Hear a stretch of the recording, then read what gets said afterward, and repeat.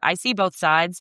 I definitely think that technical skills open the door, but Yeah. soft skills are what then allows someone to kind of thrive and advance over time.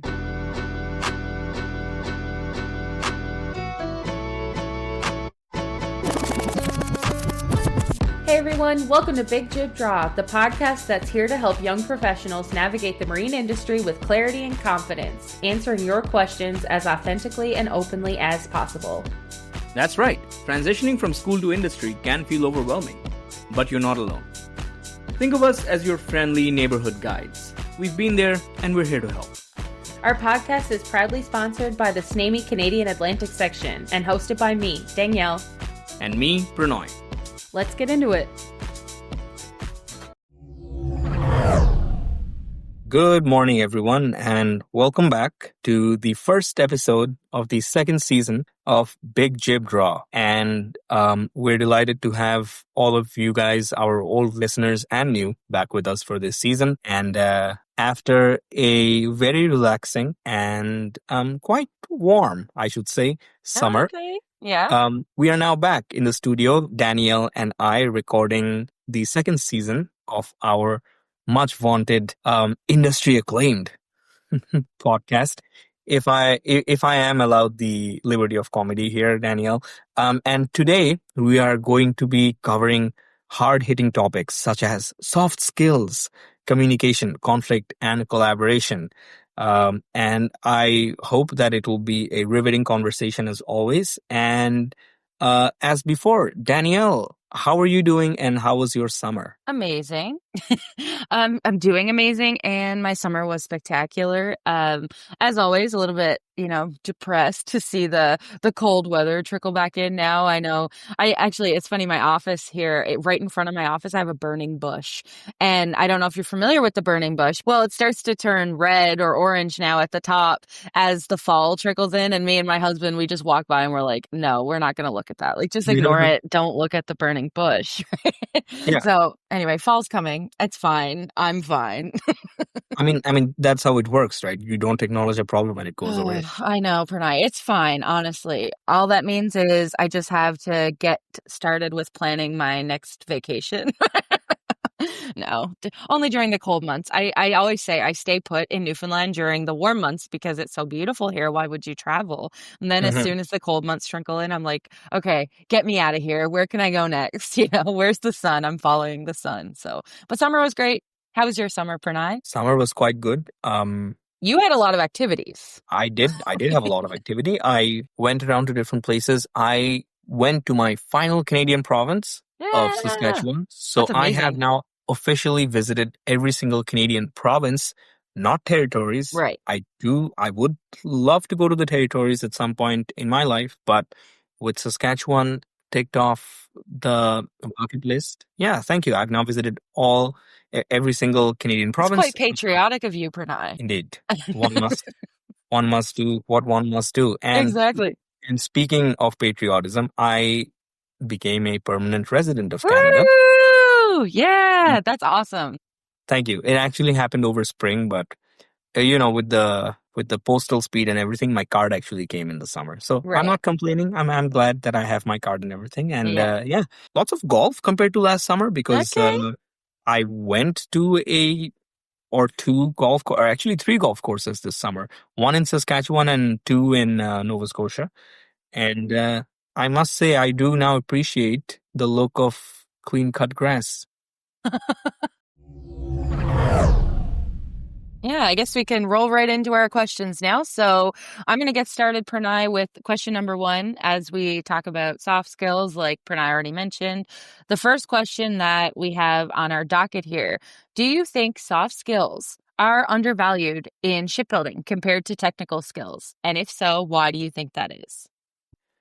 See, I don't think so. I don't think that soft skills and technical skills sort of go against each other because while technical skills matter fundamentally, assuming that you're working in a technical field like engineering or so, while technical skills matter fundamentally, soft skills can create the runway for the technical skills to take off.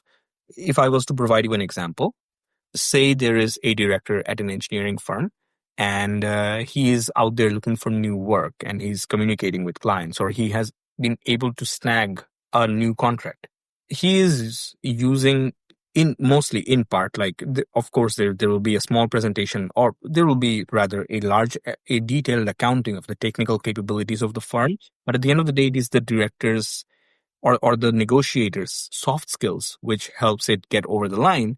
But once that is done, once the soft skill does get it over the line, it creates the pathway for the senior engineer and his team to do the brilliant technical work that they do to get things done. So I would say that, in my opinion, soft skills and technical skills go hand in hand. Yeah, I think How that's about fair.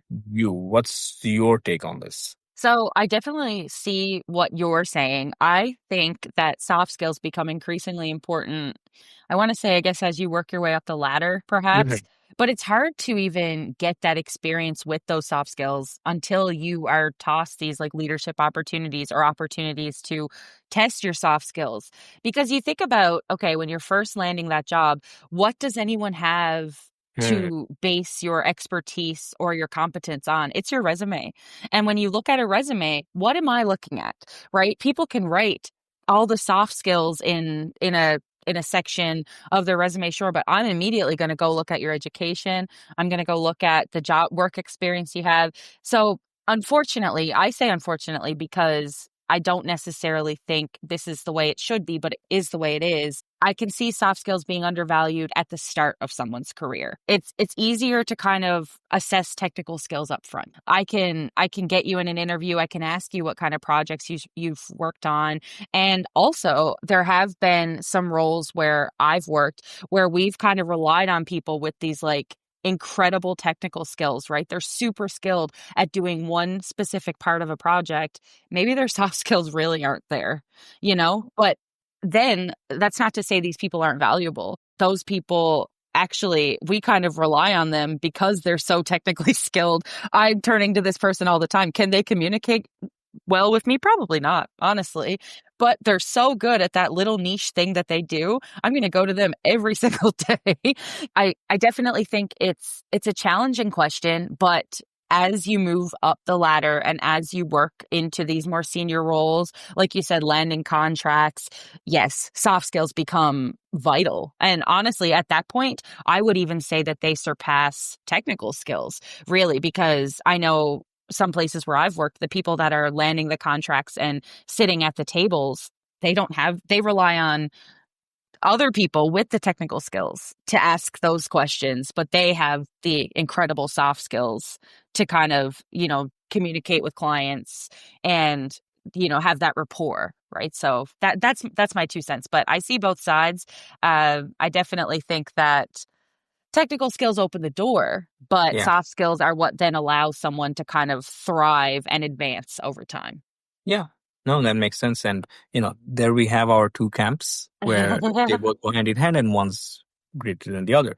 So, since we have started down this path of conversation, I will now ask you the next question that we have on the docket, which is, when you, Danielle, landed your first job, what was your biggest communication challenge? I love thinking back to this because I know for a fact, anyone listening, if you've worked with me in the past, I genuinely don't think I'm the same person I was 11, 12 years ago. I know I'm not. But confidence. People would genuinely say to me now, wow, when I first met you, you didn't really speak. You were so quiet. You sat in the corner and did what you were told. And that is exactly what I did. And, I think back to that young girl who was scared. I really was lacking in confidence. And I know that. Now, is that to say my confidence today is amazing? Not necessarily, but I do trust myself a lot more, and I know more. So, you can't have 12 years experience, 10, 12 years experience in an industry and not know more. So, but for sure, I was extremely quiet. I was extremely nervous and lots of just past trauma and stuff too from my time in high school and junior high and everything. So kind of trying to like surpass that and grow past that. I mean, and trust and open up to other people and to feel comfortable enough to ask those questions and to learn. And I definitely feel like I've gotten a lot better, but yeah, that was definitely my biggest communication Yeah, challenge. I will certainly say that you've gotten a lot better because you're like teaching ship constructor to like a million people. So Oh, that's well, I mean, do you think it came easy, Pranay? No. Even today, like I'm here stuttering, like I get nervous, right? But it's what is it you read or you see like all the Instagram posts about motivation and stuff, just lean into believe. it. Yeah. But lean into the discomfort, believe in yourself. So I just kept doing that fearlessly for well, I can't even say fearlessly. No, definitely fierce, but just did it anyway. Yes, there you go. So, Did it but okay, anyway. you've definitely had a communication challenge too, Pranay. Let's hear it. Yeah. So my main communication challenge was I was worried about firstly asking questions because at first I was like, if I asked in my first like if I ask too many questions, Yeah, maybe they'll think that I'm an idiot. And then to add to that, not the fear of not asking the correct questions because that's man, actually worse. that is Because at such a first, legit fear. you know what I mean. So I Oh, was so I started at a design firm when I got out of university, and there were a lot of very skilled technical NAVARC engineering people working there. They were delivering results, like always getting their very high quality work done on time. right, And so my biggest challenge at first was like, am I gonna be able to meet their standards? Am I going right, to be able yeah, to? I did not want to let down their enthusiasm, which they had for me when they originally hired me. So my main challenge was essentially asking myself if I was going to be able to live up to their expectations. yeah. And to my good fortune, they were very welcoming of me and they were very welcoming of my, I'm sure, often idiotic questions. Well, it's interesting you say that because I can still remember a manager that I had once who kind of made that comment to me like, you can ask questions, but make sure they're smart questions. And I Yes. remember kind of thinking to myself, like, okay, well, you just already kind of put this weird association with it now. Like I'm already hesitant and nervous. And don't get me wrong, I kind of understood what was being said. Like don't like trust yourself sometimes. You don't have to ask everything. But at the Hmm. same time, my other thought was like, okay, but I don't want to screw this up. Like at this like these are big multi-million dollar projects. Like if I'm unsure, I'm going to ask you. And I guess maybe that is the definition of a smart question. If you don't know, it's okay to ask, but maybe really think about it first. I don't know. Regardless, I remember that also put instilling that fear in me, kind of like what you just said, like, oh, I really want to ask good questions.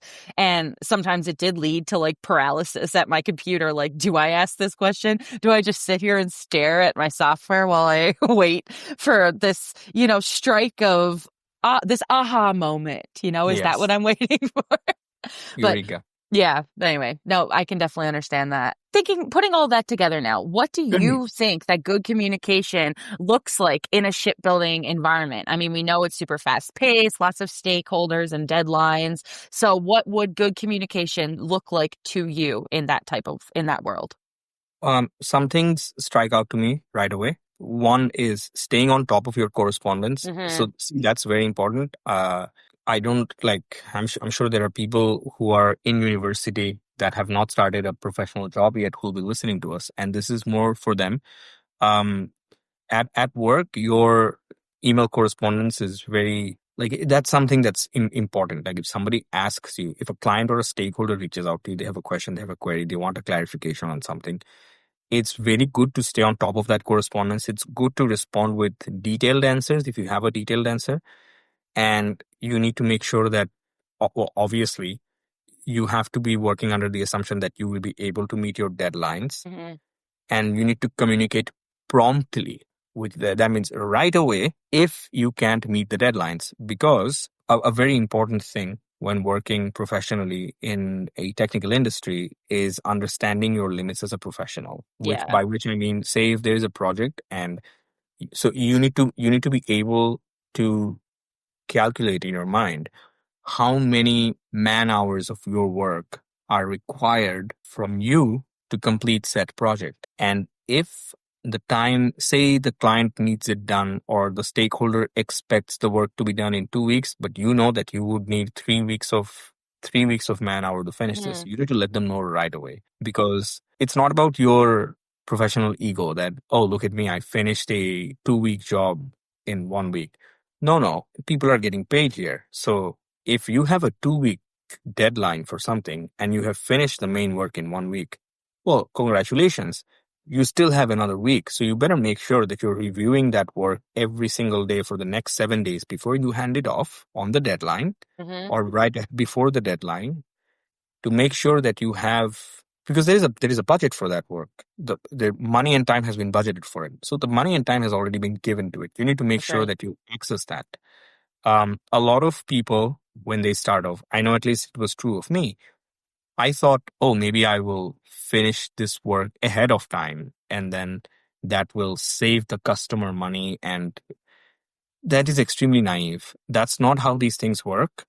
If there is a contract and if the customer has made a pledge that certain and the work has been broken down, and for each work breakdown item, work breakdown structural element, there has been a certain amount of time and money that has been allocated. No, you need to use that. You need to make Yeah. sure that you use it. That's right. Well, I mean, the very least you want to make sure that what you're submitting is good. It's You know, good. It's good. finishing early is not this big, oh my God, wow, congratulations, pat on the Yeah. back Like if it's crap you work. like you finished early. Okay. Do a self QC check, Yeah. then do a peer check, and then make sure your PNs, your boss, whoever it is that's going to sign off on it or make the stamp, make sure that they do it on time. That's I that's liked the basically I do like yeah. the comment you made, actually.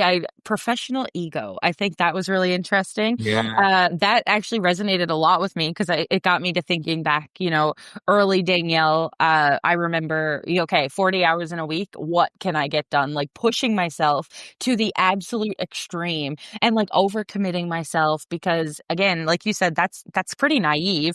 At the beginning, I remember thinking to myself, I'm never going to burn out. Like, oh, I'm made for this. I can just go, go, go. But then eventually it catches up with you, right?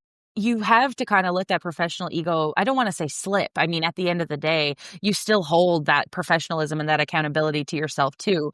But it's important to be realistic. You have a Yeah. life outside of work and you also only have so many hours a week at your job. So kind of like you said, that communication, checking in with yourself regularly and checking in with your clients and stakeholders regularly. I was thinking to myself too, I remember in my head, I always feel annoying sometimes when I'm checking in like frequently, but then I always have to check myself and remind myself those people are happier that I'm communicating and checking in with them. They are not in any way thinking to themselves, this girl's annoying. But that's of course an internalization that, oh, I'm annoying. I shouldn't be telling them. I shouldn't be reaching out. Constant communication and That's check-ins. and that's where the sort of we need to make the distinction, right? Like that we have to remember this is not a personal conversation. This is a professional 100%. conversation. Like there is time and money involved. So you need to make sure that, everything's working properly for every single for people on the both ends of this Yeah. conversation.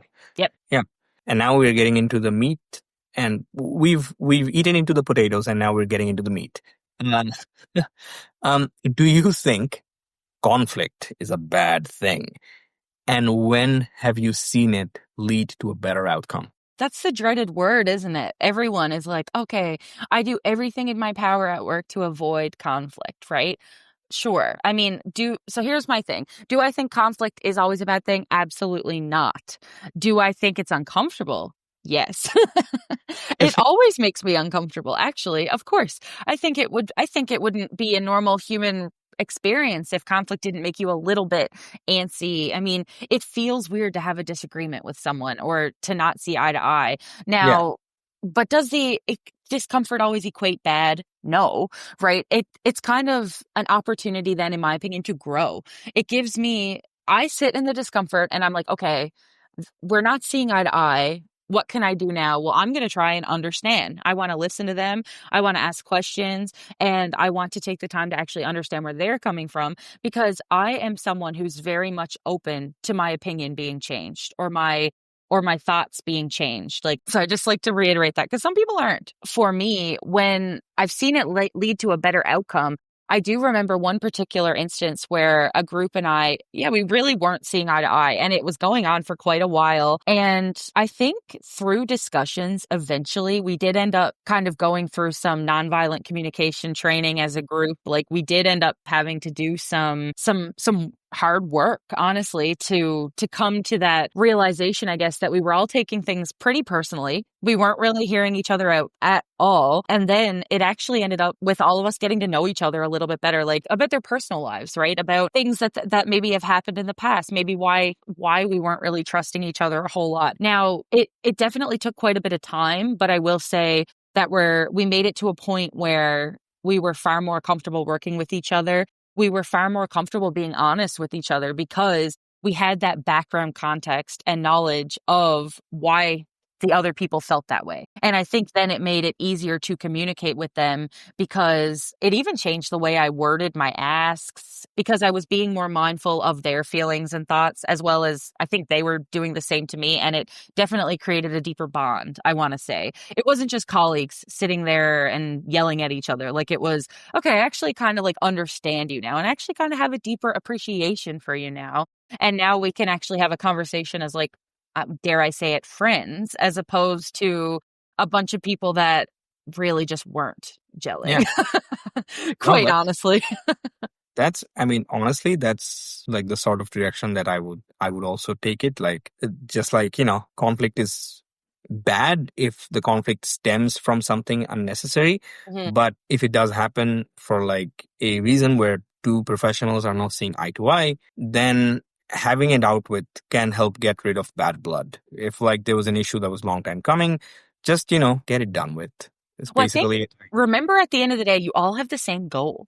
We all want Basically. the project to succeed. Yep. Nobody comes to work wanting to get into a fight. Like, yeah, no one comes in, like, at least I don't. I can Yeah. promise you that. And I make that very clear to everyone. Like, so I would almost argue, I'm very therapized and I'm very communicative because I've spent a lot of time learning how to talk about my feelings. And yeah, I do try and hear everybody out. I don't like to jump to conclusions or jump to this person has, what is it they say, kind of always assume good intent. And I do try my best, right? Mhm. I try. Now, is everyone out there, do I trust everybody? No. Like some people have burned me and then Yeah. there's a little bit of a different story and I tackle that differently.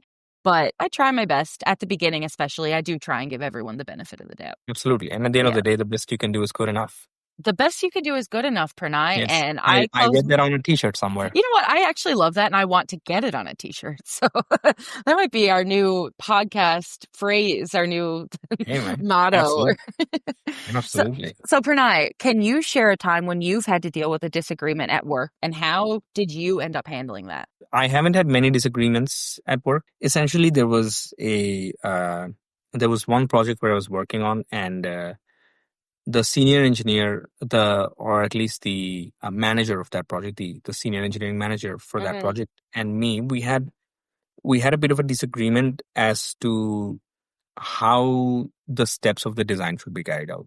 Just like a very specific disagreement about the modeling of the product in question itself. And the way that I resolved that was by following their orders and remembering that they are the senior. They are the PN who stamps the document at the end of the day. Yeah. I'm just some guy whose name goes on the prepared by little block. That's it. So once again, the way I solved that disagreement was by firstly being mindful of the organizational hierarchy, and secondly, by remembering that professional ego is like useless and it gets you nowhere if the person leading the project is asking you to, as long as they're not asking you something that's unethical. That But yes, and that's if completely they're fair. if they have given you a specific directive, just do it that way. They're gonna stamp the drawing. It is, I don't want to say their liability, because liability might sound like a strong word, but at the end of the day, it is incumbent on them to respond to the client. If the client doesn't like something, or if they think that something needs to be changed, it's on them to do the thing. So just don't take yourselves too seriously. And if there are orders given, follow the orders as long as they're ethical. Like Yeah. don't stand in the way. Well, I think it's always important to express your opinion. Yes. However, at the end of the day, there's also a level of trust and respect that comes with this too, right? Like that person was your senior. You're, of Yeah, course, my guess is you were pretty junior and young in this role. So you could also accept and understand that you had stuff to learn too. Regardless what the outcome was, I honestly, maybe the project was extremely successful or maybe it failed miserably. I don't know.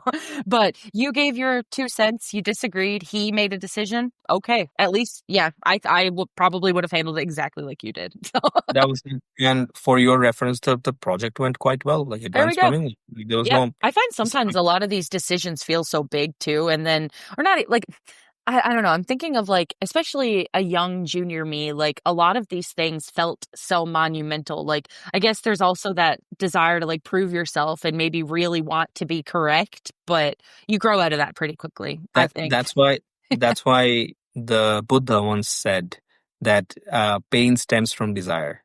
So Oh, there we you know, go. I can see yeah, that. we are throwing out like one t-shirt quote after another today. I I'm know, telling you. I know. I'm telling you. And they're all just going to have Snamey CAS underneath. Yeah, Big Jib Draw. Featured on Big Jib Draw. it seems like we have navigated the meat, we have navigated the potatoes, but now it looks like there is another serving of meat, and to that effect, I'm going to ask you, Danielle, what soft skill are you personally working on right now, and why? Why? I've been watching The Gilded Age. Yeah, I love it. So I would say I've been spending quite a bit of time working on stress and time management. Hmm. I know for myself, I have a tendency to take on a lot, sometimes way too much. So I've kind of realized that I don't always stop and pause and ask myself why I'm saying yes to certain things. And when that kind of happens, I can end up being committed to projects, especially I don't even necessarily mean at work. I mean, work is work. Yes, I'll do what I need to do to get my work done. But in my personal life, I guess, I end up kind of overcommitting myself to projects or things that don't fully align with my priorities and passions. And then the time comes, I'm looking back and I'm like, why did I do this? So I'm trying to get a little bit better at that. And part of that, I think, is just me evolving. I used to work 70, 80-hour weeks without blinking an eye, especially when I lived far away from home. I lived by myself. I didn't live close to my family. During the pandemic, especially, I had no obligations. You just threw yourself at work, I did. essentially. I did, yeah. But life looks really different for me now. I value spending time with my friends and family. I like spending time with my husband, and I like doing things that fill me up, fill up my cup, I guess, outside of work. I have hobbies now. I'm trying to learn how to protect that time and energy a little bit better. So that would be, and that's both at work and outside of work as well. I think just not overcommitting myself. We talked about that. So that would probably be more. That's in my personal life and in my work life. Just not filling my schedule up too much, understanding that I am human and it takes me time to do things. Just because it's on the schedule doesn't mean it's done or it's going to get done, because I'm really bad at not budgeting enough time for myself to do these things too. So anyway, it's a work in progress.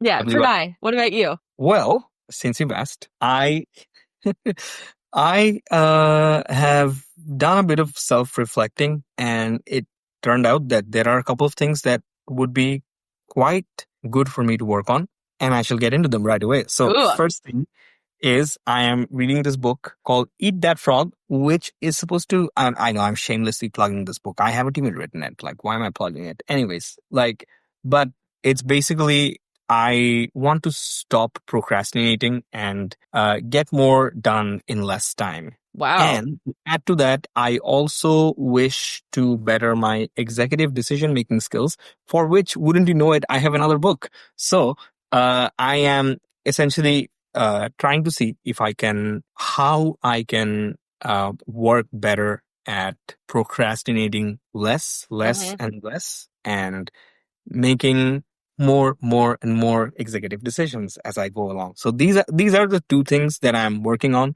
I have bought the books, so that's ticked off. I've bought them. Yep.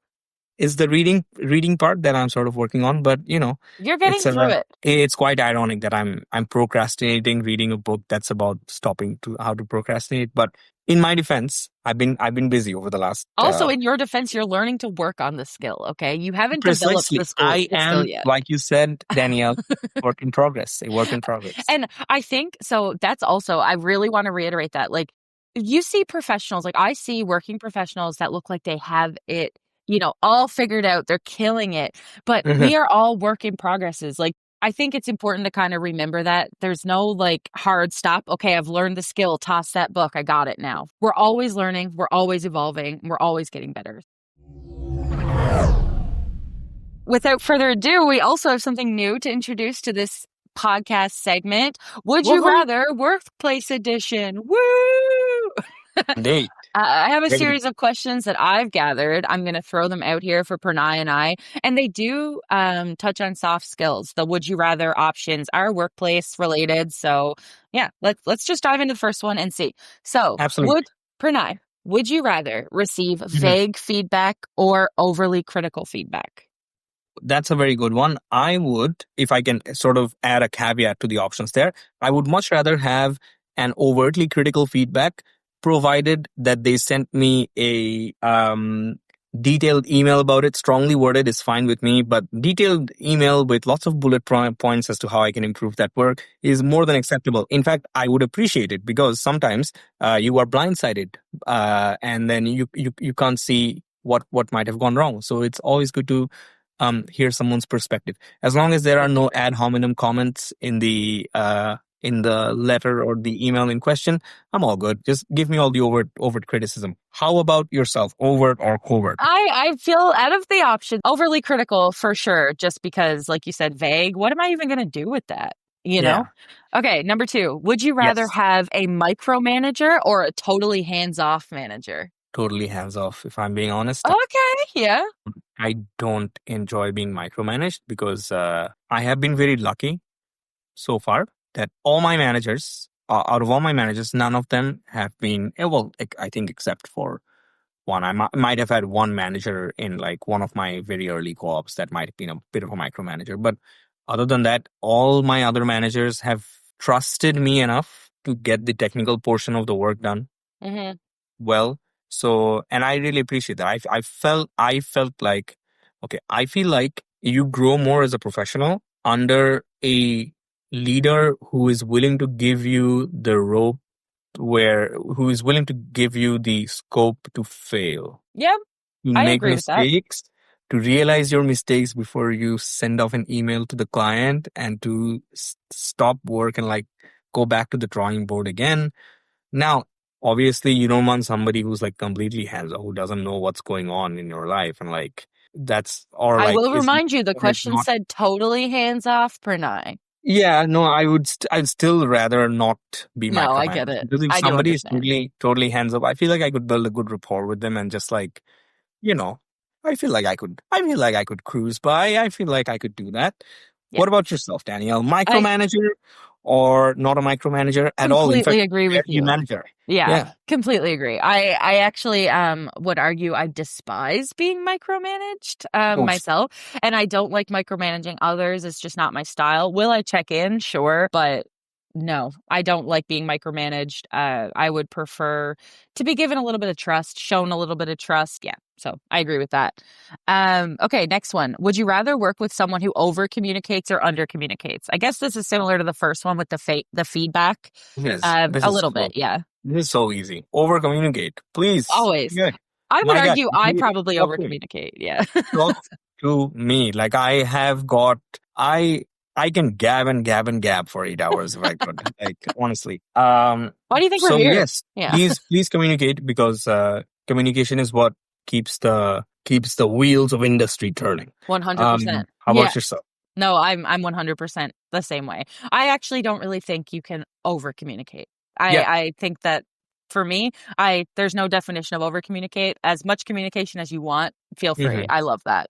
Keep me in the Yeah. loop. Would you rather give this one's funny. I like this one. Would you rather give a presentation to 100 people or have a difficult one-on-one conversation? Presentation to 100 people always. Ditto.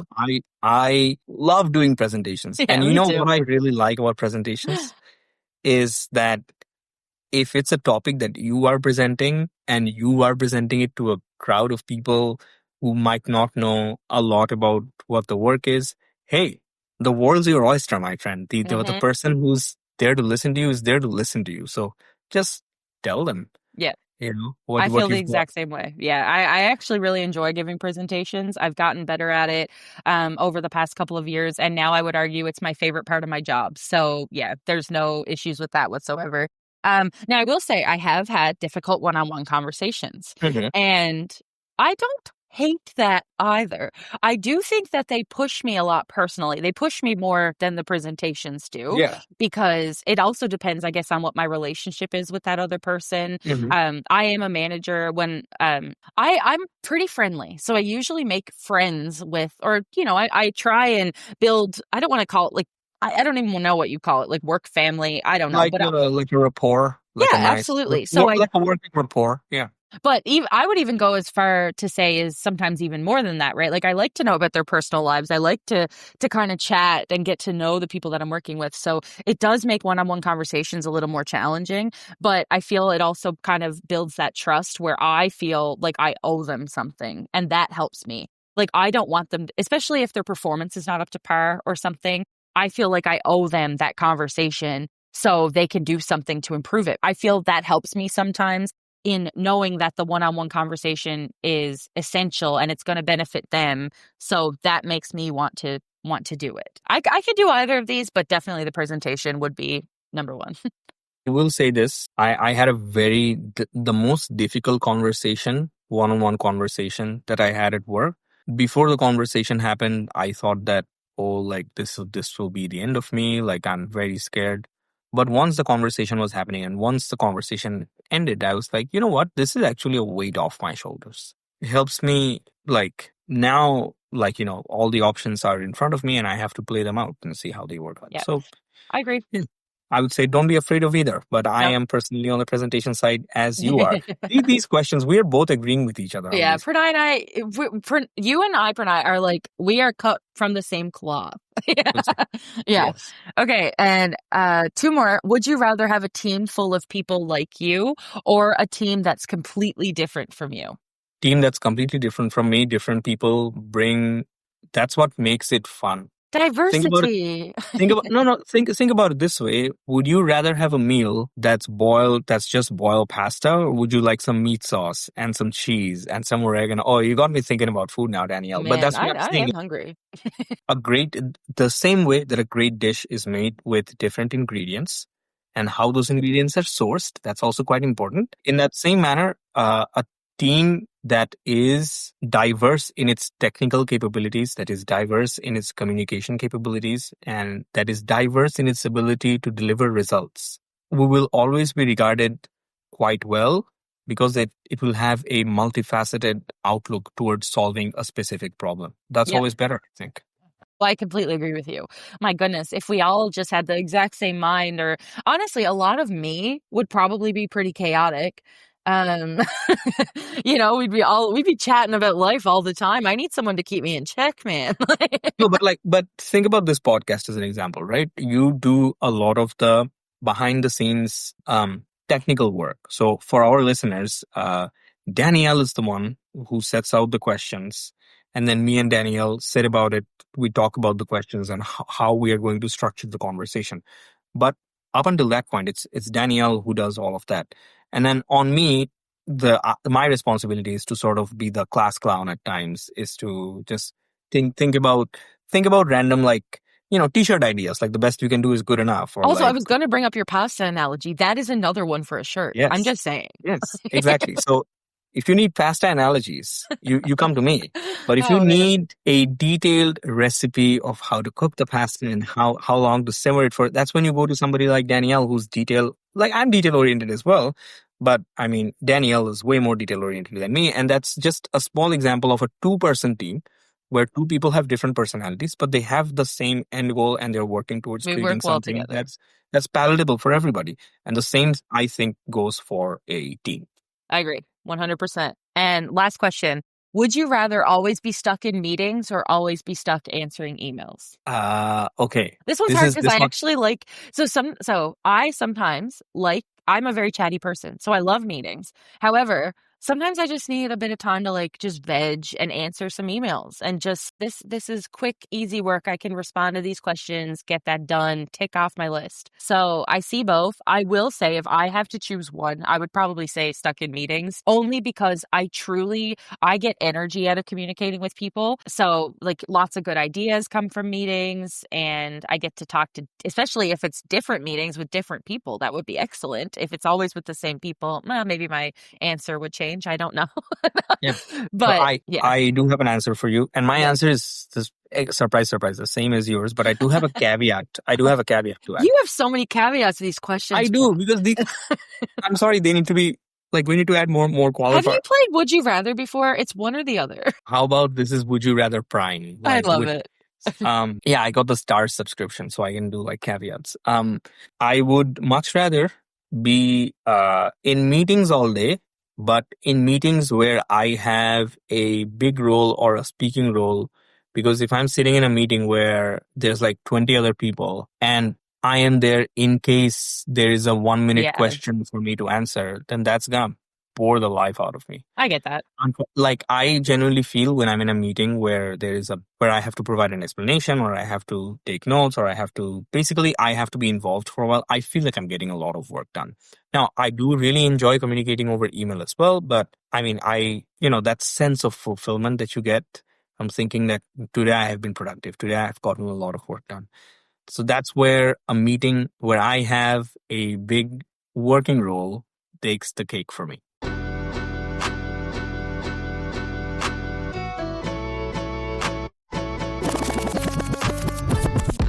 Well, I should say that with that, the very first episode of the second season of Big Chip Draw has come to an end. To our old listeners and new, thank you as always for checking in with us and listening in on our conversations. In this season, we are attempting to have conversations with industry professionals, which will provide even further insight to those of our young listeners who either have joined the industry or are looking to join the industry. Stay tuned, stay connected with Big Jib Draw, and we will see you in our next episode. Sure. Yes. Thank you so much. And hopefully you all learned something today. Keep checking socials. That's where we can do most of our communication. But see you in October.